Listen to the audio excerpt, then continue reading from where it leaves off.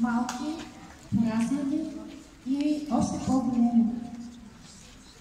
Уважаеми колеги, гости, скъпи родители, добре дошли в нашия дом, частно училище Леонардо да Винчи. 15 септември не е просто празник. 15 септември е специален ден за всеки български дом, за всяко българско училище. Това е момент, в който разбираме колко е голяма силата не само на словото, но и на образованието. Ден, в който с вълнение очакваме да открием нови мечти, нови хоризонти, нови вълнения, нови приятелства. И в основата на всичко стои доброто образование и доброто възпитание. Училището ни не е просто сграда и то никога не е било само класни стаи, само учебници. Училището ни има дух, защото е заградено с много любов и с много сърце.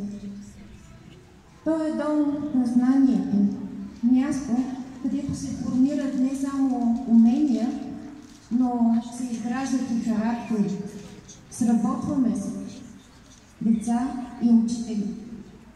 Училището ни е една голяма общност, която събира всички ни, включително и родителите, и всички ние сме безценна част от него.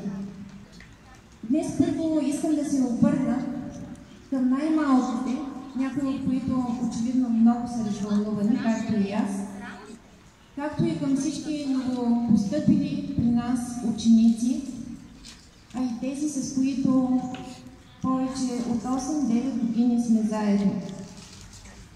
Добре дошли отново в семейството на леонардовци. Както знаете, не е трудно да станете част от него, ако имате волята, желанието да следвате мечтите си и да положите труд, защото нищо в този живот не се постига без труд. Защото истински свободният човек и знаещият човек, и това всеки път ще го повтарям, защото в този свят повече от 98% са консуматорите и само 2% за съжаление са тези, които произвеждат. Силно се надявам, че вие, леонардовци, ще бъдете сред тези 2%. Всички вие, ученици, знаете, много клиширано звучи, че вие сте нашето бъдеще. Но това е самата истина. И не можем да се сърдим за вашите постъпки, защото ние градим това бъдеще. Надявам се това, което вие ще придобиете тук като знания и умения, да ви послужи, за да преодолявате немалкото предизвикателство, които ви очакват в бъдеще. Обръщам се и към вас, родители, защото вие сте нашия верен партньор. Училището е част от живота на всяко семейство, на всеки човек.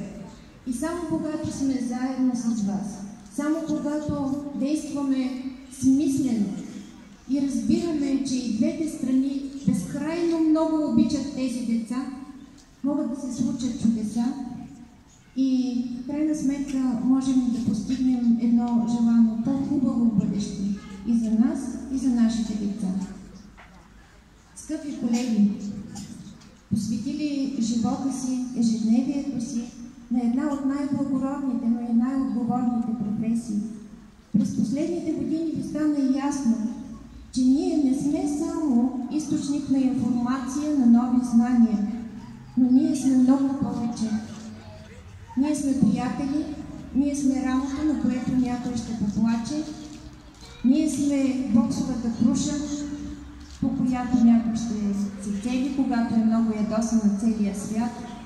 Ние сме медиатора на нашите деца с околния свят. И най-важното, ние сме техния модел за подражание или не. Затова се обръщаме към вас, учители, родители, всички възрастни, които сме тук днес в училищния двор. един от нас е учител. Всеки един от нас с нашето поведение показва как трябва едно дете да се държи. Защото децата няма да ни съдят по думите, които говорим, а по постъпките ни.